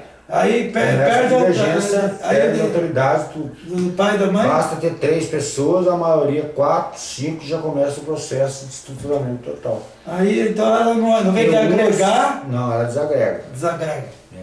Não estou generalizando. Eu só quero só deixar claro que educação familiar é uma coisa, educação religiosa é outra. Se confunde muito educação religiosa com educação familiar. Envolve valores religiosos, envolve. Mas não é a última chancela. A última chancela são as normas vigentes familiares. E o exterior? E o exterior, depois o cara vai frequentar o grupo, o rapaz vai frequentar o grupo social. Grupos sociais. E ele vai ver quais são os grupos que ele se identifica no campo filosófico dele, ideológico. Não, mas aqui a gente vê assim, quando eu saio na coisa de conversa, aí a gente já vê que a pessoa tal X, eu falo, não posso mais, com ela não dá para fazer, conversar, porque ela vai falar sempre aquela coisa que eu sei que vai falar. Então as pessoas, tem uns que não tem o chá de Chimancol, que fala, o chá de... É que a pessoa acha que pode colocar a ideologia dele religiosa em qualquer momento que é circunstância. Não é verdade. Tem um momento certo, exato, que ele possa dar falar alguma coisa. Toda hora ele vai cansar, fica um cara de gesto. Considerações finais. As considerações finais minhas são as seguintes. Que a família ela é a base de toda a estrutura social de um país.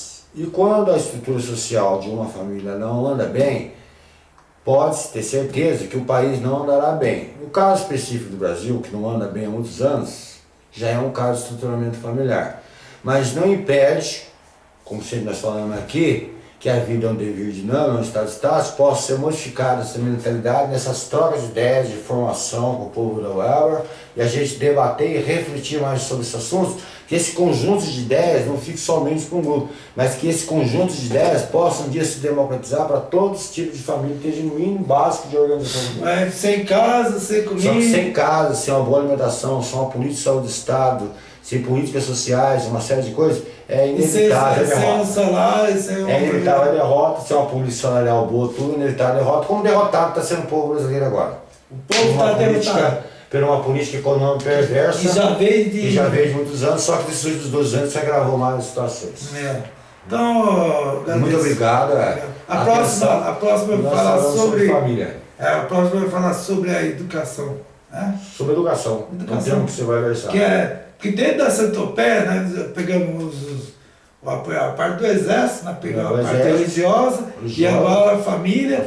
Porque se não tiver a Centopeia, não tiver os vazios dela tudo certinho, não há coesão. Então, no momento, no Brasil não existe, não existiu e não existirá. Não tem coesão. Porque não tem coesão familiar. Se nós não temos coesão familiar, como é que você vai ter coesão institucional e organizacional? Se a maioria dessa estratificação não consegue frequentar uma instituição, a única instituição que eles botam como referência são as igrejas. Ela não frequenta os meios institucionais possíveis de você fluir na política nacional. Porque ela não tem emprego. Ela não tem emprego, não tem o básico, não tem comida, não tem política social, não tem médico. Tem casa, não tem nada, ela fica pelas ruas, são os milhões que sabem que eu vou botar um nome que é até deselegar. Vive na exclusão social, que são milhões e milhões de brasileiros. 70 milhões.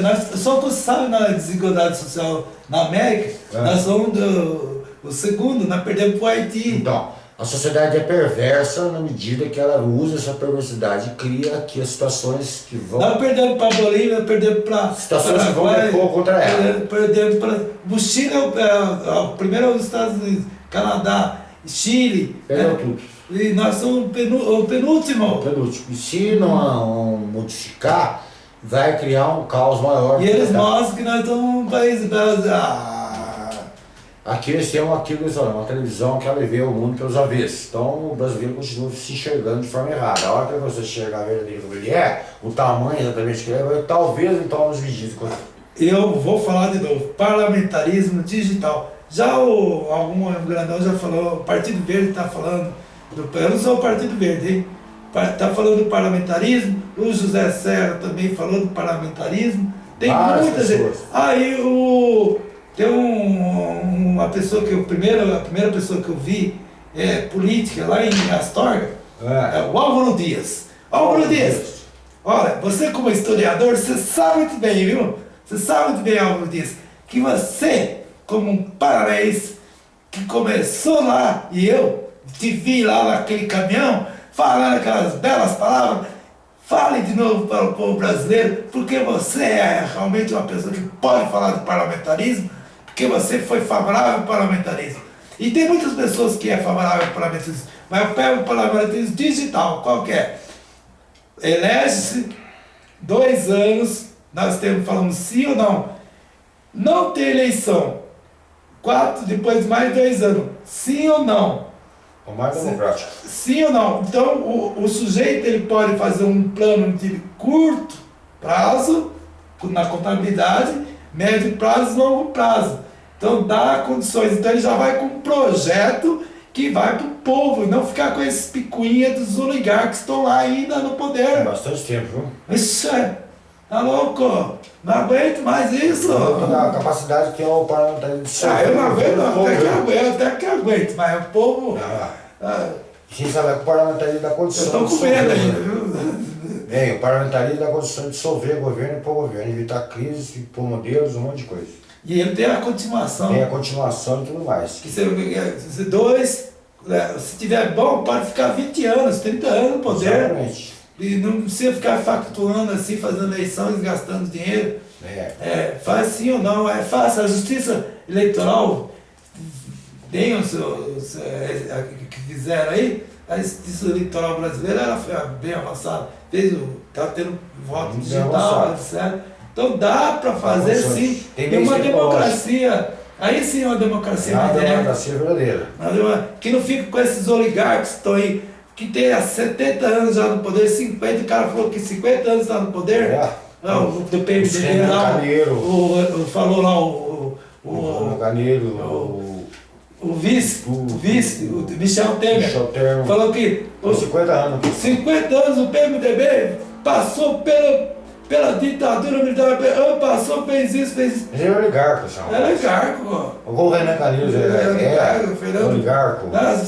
Todos eles são oligarcos. Vem de longa tradição histórica de uma... O José Sarney, Maranhão, Maranhão assim, tem cidade que o sanitário, o esgoto, eles fazem a calçada assim, né? E colocam a parte assim para o esgoto passar. Então você vê o grau que chegou o desenvolvimento humano na mão dos oligarcos lá nos piores do mundo. Né? E aí então aí, o presidencialismo é isso que dá. Manda a lei, o Senado manda uma lei para o deputado federal, o deputado federal vai lá, fica 500 anos. Parlamentarismo é sim ou não? O custo econômico diminuir. Acaba de diminuir. A carga tributária no Brasil é alta demais para sustentar o presidencialismo. É isso aí. Próxima educação. Obrigado ao povo. Boa noite, boa noite. Segunda expressão, boa noite.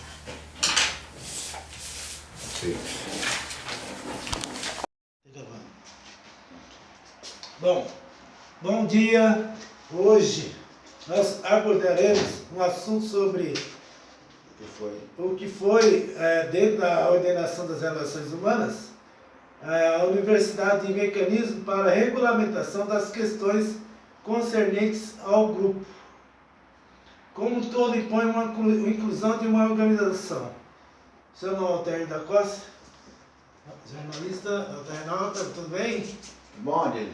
Jornal Mundo da Expressão também, mais uma vez. Opa, nós estamos aí para tentar dar nossa humilde colaboração. Então, toda cidade tem seu simbolismo, junto com as coordenações. Bom dia, pessoal da web. Bom dia para eles. Bom dia, pessoal do Garro. Toda sociedade tem seu simbolismo, junto com as convenções. Nesse aspecto, a sociedade lhe cobrará uma posição filosófica dentro dessa ordenação das relações humanas. O que acontece nisso? Eu expliquei no outro vídeo anterior sobre as normas normativas do Winnicott. Que é um psicólogo, né? Psicólogo, né? Inglês. E eles que tinham que abordar a questão simbólica, faltou. Porque ficou muito no ar, porque de onde você tirou aquilo lá? Até eu estarei... Não, aquela é a parte educacional da educação inglesa. Inglesa? País de Gales, né? País de Gales. Aqui no Brasil, para colocar, teria que ter... Os padrões econômicos bem mais elevados. Bem elevados. Né? É só uma referência só, e temos que poderia... Para melhorar o sujeito. Melhorar o sujeito aqui. Estruturaria o sujeito, então? Estruturaria mais ele, psicologicamente e socialmente. Se ele tivesse os padrões. Então é o seguinte, toda sociedade ela tem a parte simbólica. E a parte simbólica é a parte do simbolismo. Depois do indivíduo passar pelas normas gerais, seus atributos, ele vai entrar na questão simbólica. O que é a parte simbólica? São os grupos de pensamento representados. Quais são esses grupos? No mundo ocidental ou é espiritismo, catolicismo, protestantismo, ateísmo. Então a sociedade vai cobrar uma posição filosófica dele. Qual grupo que ele estará inserido? Ou em nenhum, que é anarquia. Ou também em nenhum. Então é um momento muito delicado na vida do jovem. Pode ser que ele não queira fazer parte de nenhuma parte simbólica dessa questão. Porque tem no Japão, tem aquilo, os japoneses, eles têm os filhos que não conseguem ficar entre os primeiros lugares, etc. Então é a parte simbólica também na sociedade. Tá. Entendeu? Então é o seguinte, esse jovem, ele vai ter que assumir uma posição filosófica. O ritual da sociedade, sociologicamente, vai lhe cobrar. Ou ele aceita essa parte simbólica, ou não aceita. Se ele aceitar, vai determinar um curso enorme na vida dele. Ou seja, se ele for protestante, ele vai para o grupo protestante. Se ele for espírita, ele vai para o grupo espírita. Se ele for grupo ateu... Não fica meio dogmatizado esse negócio? Infelizmente, a parte simbólica da sociedade ela é assim. Agora, ele tem uma chance. Qual que é? A chance que ele vai cobrar as coisas. Ele pode se tornar um livre pensador. O que é a característica do livre pensador? Ele vai respeitar as normas normativas, tudo, mas porém ele não vai fazer nenhuma parte simbólica da sociedade. Mas ele vai criar um grupo. Ele vai criar um grupo dele. É um grupo que ele vai se ajustar. Mas como é que mais com as ideias dele. Dá estereotipos? Cria os estereotipos, sim, porque fica mais fácil o grupo social percebê-lo. Ele vai cobrar as consequências dele. Você não age de acordo com o grupo simbólico dele? Simbólico dele, a sociedade sabe que ele vai cobrar a posição que ele é um cara excluído do ritual geral da sociedade. Tá. Então, mas no caso, se eu não for ir contra tudo isso? Você pode ser contra tudo isso, mas você corre as consequências. Mas você está dentro das normas normativas, certinho, direito, tudo bem. Mas o problema é a parte filosófica. Eles vão ver que a parte filosófica sua não ajusta com a parte filosófica da sociedade. É uma dicotomia. Então, relembrando a parte primeira, lá como é que é a parte da formação tem o primeiro grupo, né? Que é esse. O primeiro grupo primário. O primário. E esse agora é o secundário. Não, esse grupo aqui depois tudo está formado, passou pela interação social, aí a parte simbólica da sociedade que... Aí já está mais adulto. Já está mais adulto tudo, só que ele tem que ter uma posição filosófica. Mas é obrigado a ter isso? Não é obrigado a ter, mas a sociedade, dia menos dia, dada a interação social dele, vai pedir uma posição dele. Nos relacionamentos sociais, tudo. Mas qual o grupo social que você pertence? Mas e depois, quando ele chega a uma idade adulta, ele casou? Então, mas quando ele chegou a casar, Ele já está com a estrutura de formação filosófica dele formada junto com a jovem ou jovem. Ambos vão se compactuar dentro dos determinados rituais da sociedade da qual ele está inserido. Então, nesse aí pode lançar, mas se não tiver aquela parte simbólica do... Se não tiver a parte simbólica nenhuma na sociedade, ele estaria face a face com o poder. Face a face com o poder? Face a face com o poder. O poder se oculta atrás da parte simbólica. Mas como assim?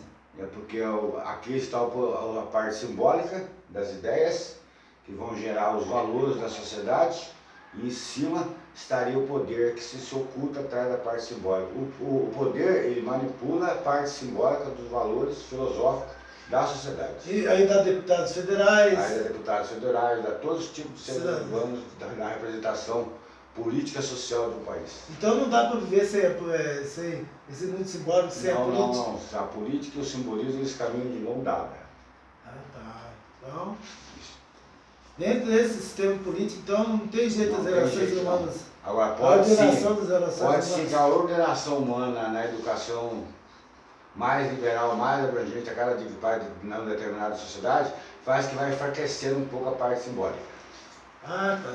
O simbolismo, ele é mas muito hoje, você vê assim, no Brasil, vamos colocar o Brasil agora. Você está falando do Estado do Brasil, o jovem, ele está no grupo primário como? Ele está indo para os grupos primários, ele está um pouco disfuncional. Por quê? Porque a representatividade simbólica para ele não está dando os valores que ele está precisando. Que valores são esses? São os valores materiais da possibilidade de emprego, da possibilidade de saúde, de educação e tudo mais. Então o simbolismo está enfraquecendo. Vai piorar ou não? Não vai piorando. Aí acontece. Essa parte simbólica não corresponde à parte material. Agora, nos países que nós estávamos falando do Winnicott, a parte simbólica consegue responder ao material. É material aqui não, aqui é diferente. Então, mas tem gente que tem escola aqui que aplica o Winnicott aqui, né? Para classe alta, né? Para classe alta só. Você vai se ajustar mais aos padrões desse. Alguns grupos só, mais ou menos também. Aqui no Brasil? É. Porque tem um quarto aconchegante para filha. Quarto aconchegante. Foi explicado na norma. Então, como é que é? Dá uma releitura de novo. A releitura é o seguinte, que todo o espaço de uma casa tem que estar muito bem delineado, esse espaço, né? O quarto é para a menina, o quarto para o menino e vice-versa, o quarto dos pais. A junção quem faz familiar é o pai e a mãe. A menina quem tem a legitimidade moral de entrar no quarto dela é só a mãe. E ter o expediente todinho treinado dentro do ambiente da casa para não ter essas que hoje, geralmente as mulheres se divorciam, os homens se divorciam, né? E aí, de repente, que nem teve o caso da adolescente de 13, 14 anos no Rio de Janeiro, que você ouviu esse caso, não? Eu vi, é caso que já faz parte de uma família disfuncional, desestruturada, totalmente oposto às regras normativas. A mãe casou com... O padrasto casou com a filha, saiu com a filha embora. Exatamente, já faz parte do que o espaço que eles ocupavam estava tudo dando propensão para legitimar uma coisa errada. Já não falei no vídeo anterior. A norma normativa impediria todinha essa posição. Então, os dogmas atrapalham ou não atrapalham? Então, isso faz parte da sociedade organizada simbólica. Que é o protestante, o católico, e o espírita e os dogmas. E toda essa estrutura... Os idealismos e os ateus. Os idealismos e os ateus. Então todos os dogmas, o dogma não é nada mais nada menos que o idealismo de que esses jovens vão carregar o resto da vida deles. Aí eles ficam tipinho. Eles ficam um estereotipo todinho já organizado. Dá para saber, dá para saber já quem é a pessoa. Quem é a pessoa. Qual linha que ela é e qual grupo que ele representa. Não dá para fugir isso. Uma sociedade... Aí fica o tipinho. Fica o tipinho. Mas nesse tipinho tem um esquisito, tem o esquisito por inteiro, meio esquisito, quase esquisito e aquele que é esquisito, mas não é. É esquisito. Então sempre existe esquisito. Sempre existiu, no bom sentido brincando, existiu esquisito. Na forma como você entende.